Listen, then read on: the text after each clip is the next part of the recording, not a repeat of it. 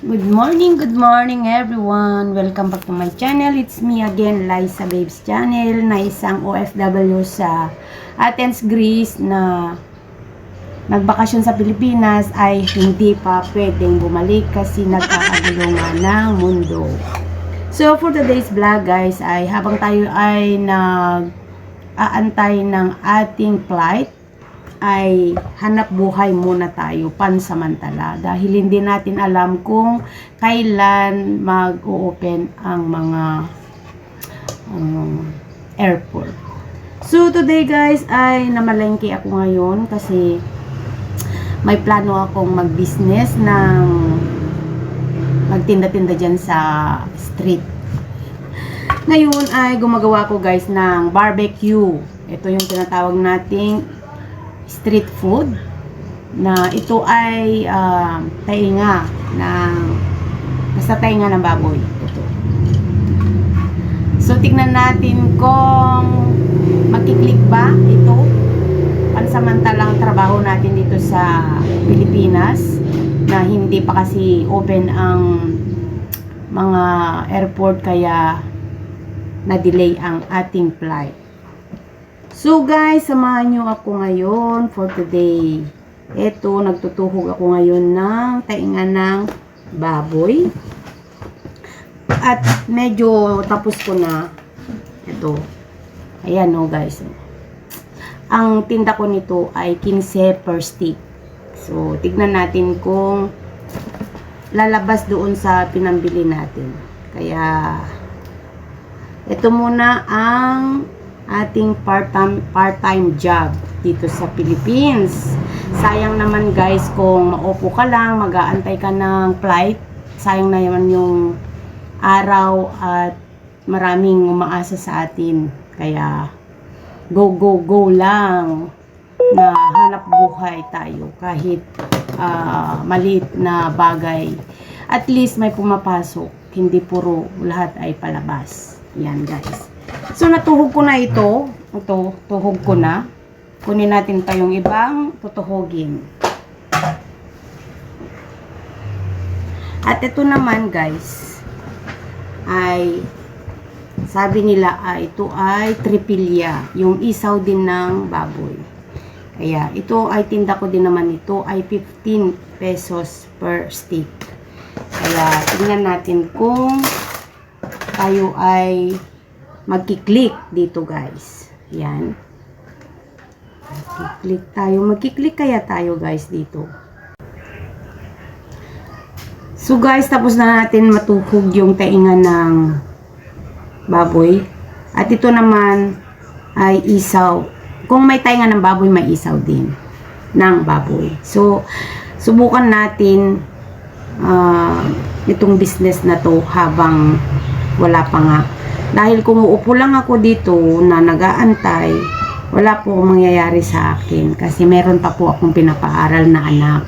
Kaya, kailangan galaw-galaw. Hindi natin alam kung kailan pa yung mag-open ng airport. Diba guys? Hindi naman siguro masama. Marangal naman ito. Yan.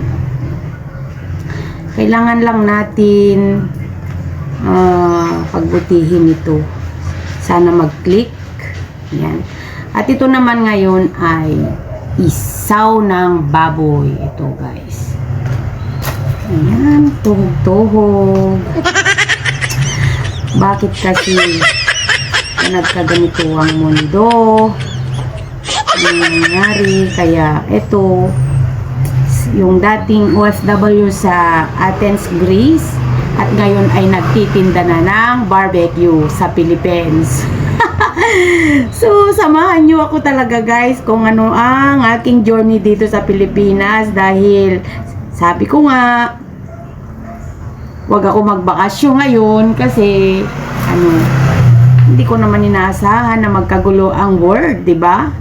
Kaya ito, habang tayo ay nag-aantay, mas mabuti na may pumapasok pa rin. Dahil kailangan natin ito. Hindi pwede tayong umupo. Kaya yan, to guys. Saka na-miss ko to. Na-miss ko talaga to na ginagawa. Dahil noon naman hindi pa ako nag-OFW. Ito naman yung aking trabaho dito sa Philippines. Kaya binabalikan ko lang yung dati kong work. Di ba? Kaysa upo ka lang dyan, aantayin mo, wala ka namang kakainin. Kaya galaw-galaw pag may time, guys. Yan. Oh. Ito 15 euro na to. 15 euro. Sorry pala. 15 pesos. Ayan, parang pakiramdam ko nasa Greece pa rin ako. Kaya ang mga sinasabi ko euro pa rin. Nakakatawa, di ba? Feeling ko nasa Greece pa rin ako. Hoy, Inday, nasa Philippines ka na. Wala ka na sa Greece. Kaya habang hindi pa nagbubukas ang mga airport, ang lalaki grabe. Okay na to, malalaki. Kaysa lagyan mo maliliit tapos hindi mo mabenta, diba guys? Mas maganda yung kahit konti lang yung tubo mo, at least mabenta lahat. Mahirap naman yung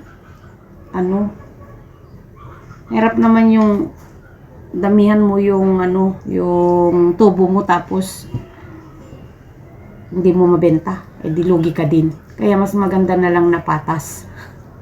Kawawa naman yung bibili kung maliit, diba? Kaya ito, laki. Para balik-balikan ka ng inyong customer. Kasi pag maliit, nahanap mo yung malaking tubo, tapos agrabyado naman yung bibili, eh masama yun. Kaya mas better na patas ka. Tama na yung tumubo ka lang ng 20 sa bawat item, di ba? 20-20, 20-20. Oh, at least kumikita ka.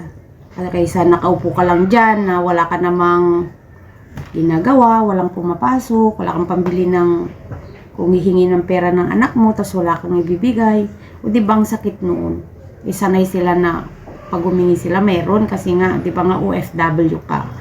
Kaya pag humingi sila, kala nila meron. Eh ngayon na nasa Pilipinas ka na, wala ka nang ibibigay na ganun dahil nga walang trabaho. Kaya sa mga kaparehas ko dyan na na-imber na sa Pilipinas na hindi pa makabalik. Ito guys, ganito gawin natin. Kahit kunti lang yung papasok, at least meron kaysa wala. Ito yung goal ko naman. Kasi masakit sa pakiramdam kung maghingi sila tapos wala kang ibibigay. Basta sabihin na, bakit sabi, bakit dati naghihingi ako tapos meron, ngayon wala na. O diba, sumbatan ka pa. Minsan yung mga bata kasi hindi nila naiintindihan na nasa Pilipinas ka na, wala ka nang ibibigay, diba? Yeah, guys, yan. Tuhog muna tayo guys. Babalikan ko kayo ulit kung matuhog ko na lahat, kasi syempre matagal to magtuhog, kaya balikan ko na lang kayo ulit. Baka kayo ba, maboring kayo na ito. So ayun na nga guys, tapos na ako magtuhog ng aking paninda na barbecue for today. Tapos na, ang hirap pala guys. Ang hirap kitain ng pera sa Pilipinas. Pero mas maganda na rin yung may income kaysa wala guys.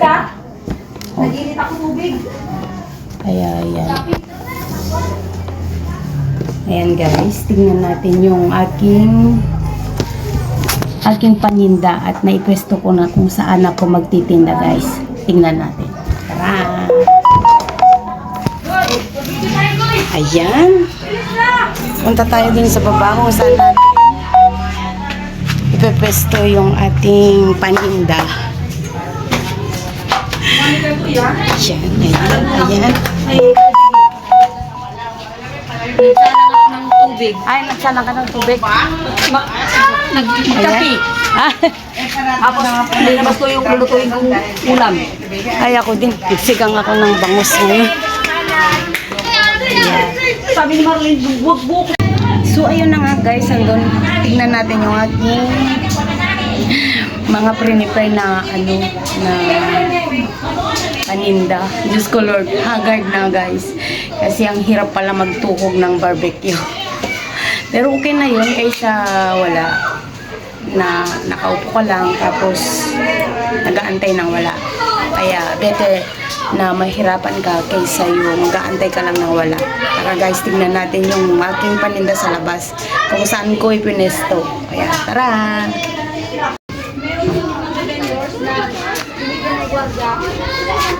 So, ito dito ako nagtitinda. Ayan. Ito yung aking sauce. Yan ang aking sausawan. Ito yung aking laglag. Ito yung aking mga tinuhog. Oh. Polo, tainga, isaw. Ayan. Ayan. And hotdog.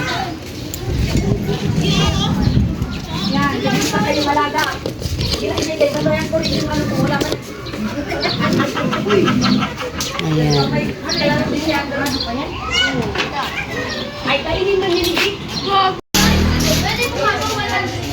So, yun na nga guys. At ready na yung aking paninda. At tagaantay na lang tayo ng customer. Ang hirap pala guys magtuhog ng barbecue. Maghapon.